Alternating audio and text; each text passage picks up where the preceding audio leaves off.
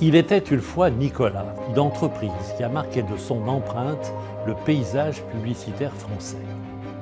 Dans ce troisième épisode de notre série sur l'histoire de la maison Nicolas, nous allons découvrir ensemble comment Étienne Nicolas a rivalisé d'inventivité pour faire de son entreprise l'une des plus en vue en matière de publicité au XXe siècle.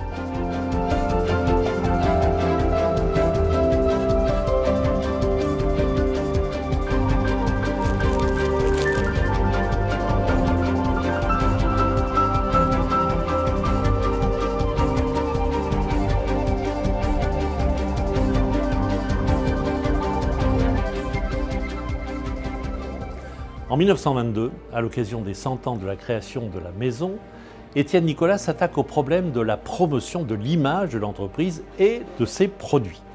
La maison compte alors 180 dépôts.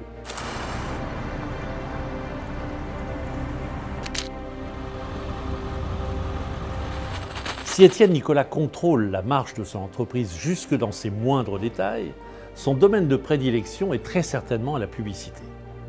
À partir de 1922, un drôle de personnage fait son apparition dans le paysage publicitaire français. Nectar, le livreur de vin moustachu, s'étale sur les murs. Le dessin créé par Drancy serait, selon la tradition, inspiré d'un livreur de la maison nommé Le Pavin, probablement furieusement porté sur la dive bouteille. Nectar connaît un succès immédiat. Et il est repris dès 1925 par Dreger, un homme de l'envergure d'Étienne Nicolas. Désormais, entre les deux maisons commence une des collaborations les plus fructueuses de l'histoire de la publicité.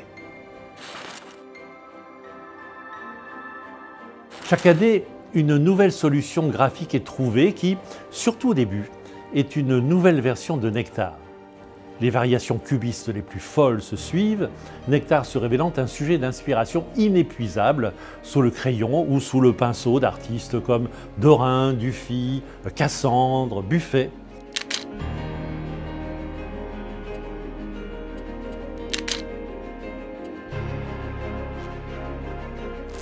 Dans le même temps, Nicolas devient le pionnier d'un autre média, le cinéma publicitaire. Les aventures de Nectar à travers les âges ou dans les situations les plus variées se succèdent régulièrement à l'entracte sur les écrans, signés la plupart du temps du grand animateur Lortac. Après les dessins animés, ce seront des films d'animation et de petits sketchs. Le point culminant de cette production est en 1936, La Belle au bois dormant d'Alexeïev sur une musique de Francis Poulenc projetée lors de l'exposition universelle de 1937 où la participation de Nicolas est sans commune mesure, avec notamment un affichage massif sur les meilleurs emplacements des palissades extérieures de l'exposition et la présence d'une fresque de Dubois dont Nectar est le personnage central. Lorsqu'il prend sa retraite en 1958, le bilan des 50 années de publicité menées par Étienne Nicolas est impressionnant. Avec une étonnante intuition dans tous les domaines de la création publicitaire, il a toujours su faire appel aux meilleurs. Avec le recul du temps, cet ensemble unique en France et probablement dans le monde constitue un véritable résumé des tendances les plus remarquables de la publicité de son temps. Le résultat économique s'en ressent.